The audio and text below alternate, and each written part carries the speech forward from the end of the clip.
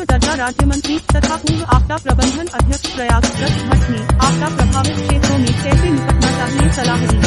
मंत्री जी, इस समय जो उत्तराखंड में आपदा आई है, इस विषय में आप क्या कहना चाहते हैं? किस तरह व्यवस्था होना चाहिए? ये अक्टूबर माह में इतनी बड़ी बारिश हो जाना, ये तो बरसों बरसों बाद कहीं ऐसा हुआ होगा।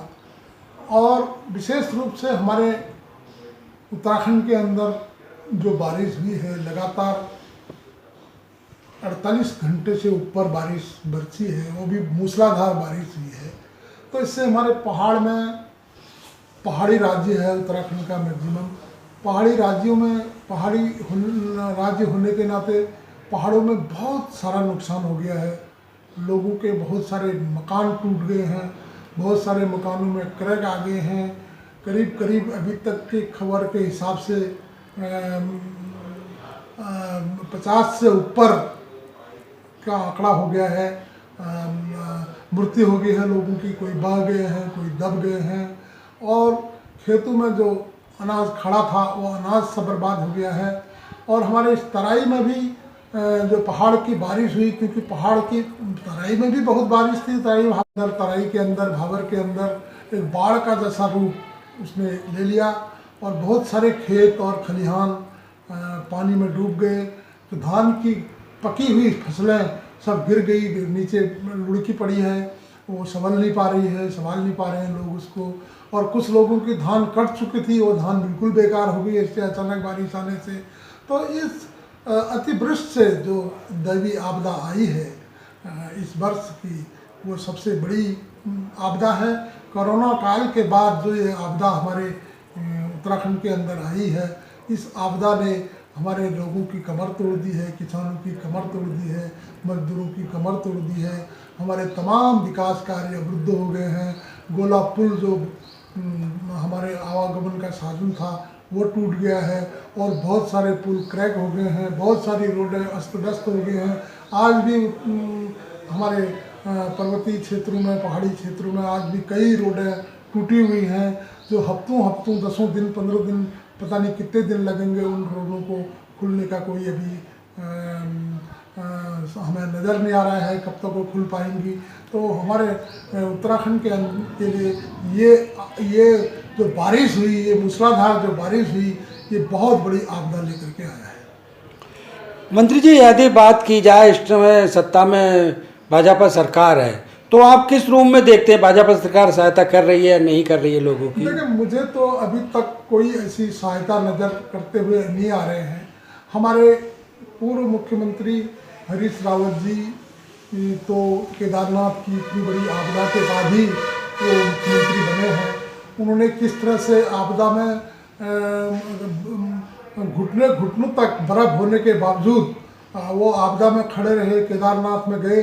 और मुझे अच्छी तरह से याद है कि केदारनाथ में जब आपदा आई तो हम 100 लोगों का जत्था रावत जी के नेतृत्व में हम जंगलों से होते हुए और 25 मील ऊपर चढ़ाई चढ़ करके बड़े दुर्गम क्षेत्र में पहले नवरात्रि में हमने वहाँ जा कर के पूजा की थी, ताकि देश को ये संदेश जा सके कि केदारनाथ जो है वो सुरक्षित है और केदारनाथ में यात्रियों का आवागमन बढ़ सके।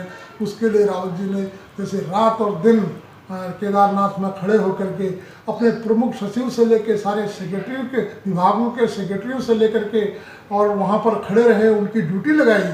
और जिस तरह से उन्होंने तुरंत तत्काल केदारनाथ की यात्रा खोली थी, उसी तरह से यहाँ भी हमारी जो वर्तमान सरकार है, ऐसी आपदा आने के बाद हमें कहीं ठोस काम करते हुए नज़र नहीं आ रही है। यही गोला का पुल है, आज 1 हफ्ता हो गया है आपदा आए हुए, लेकिन उस पुल में कोई काम अभी तक प्रारंभ नहीं हुआ है।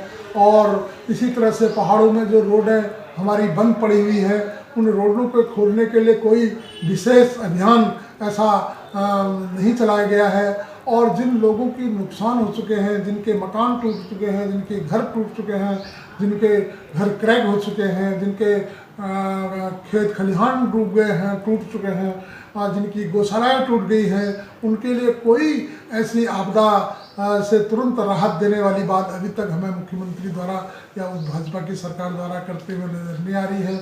इनका केंद्रीय मंत्रिमंडल हो या राज्य की मंत्रिमंडल हो, और अभी तक हमें ऐसा कोई ठोस कार्य करते हुए नजर नहीं आ रहे हैं।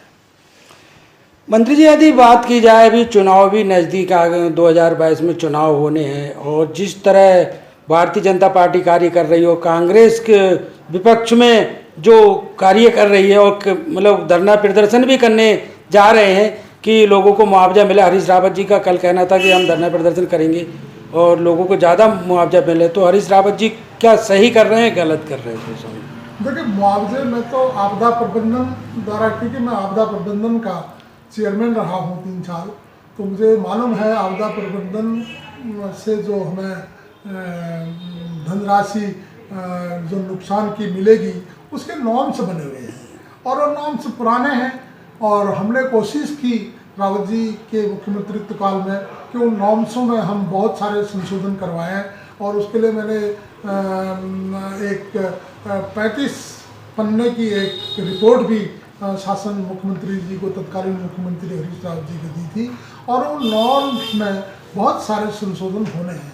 अब हमारे पहाड़ों में जो मकान क्रैक हो जाता है, उस क्रैक मकान में कोई रहता नहीं है, लेकिन अब चूंकि मकान जब तक ध्वस्त नहीं होगा तब तक उसमें राहत नहीं दी जा सकती है, तब तक उसमें पैसा नहीं दिया जा सकता है।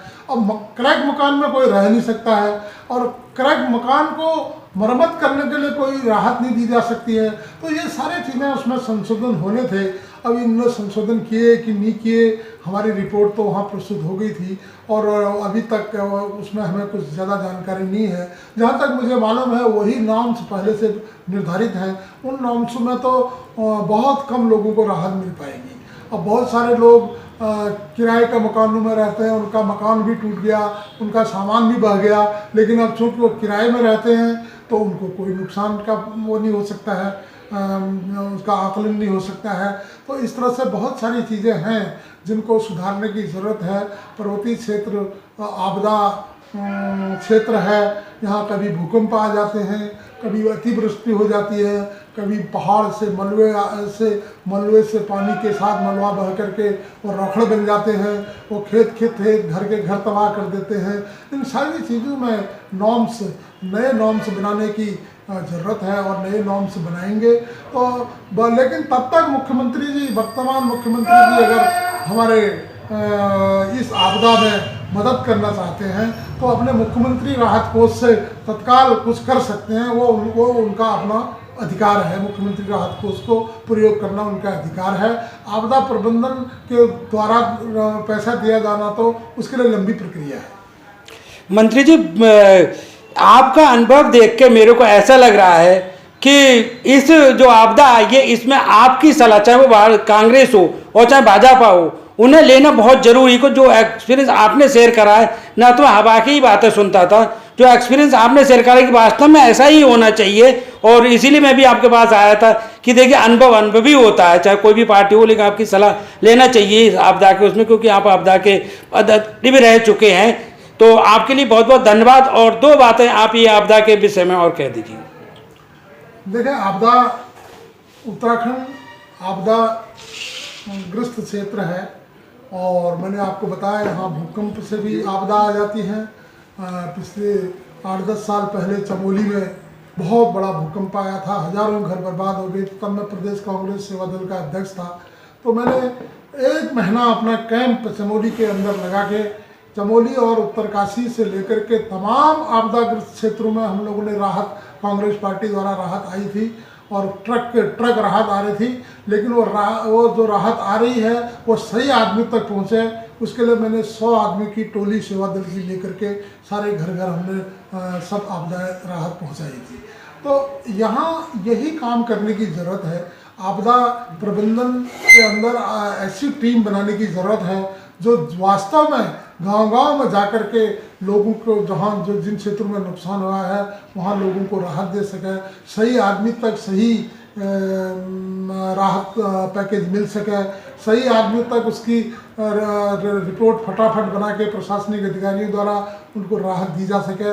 और आपदा में जो लोग बिल्कुल बर्बाद हो गए हैं, उनको तत्काल राहत दी जानी चाहिए, चाहे वो मुख्यमंत्री राहत कोष से मिले, चाहे आपदा से तो समय लगता है आपदा प्रबंधन से, लेकिन मुख्यमंत्री राहत कोष से तत्काल उन्हें राहत देनी चाहिए।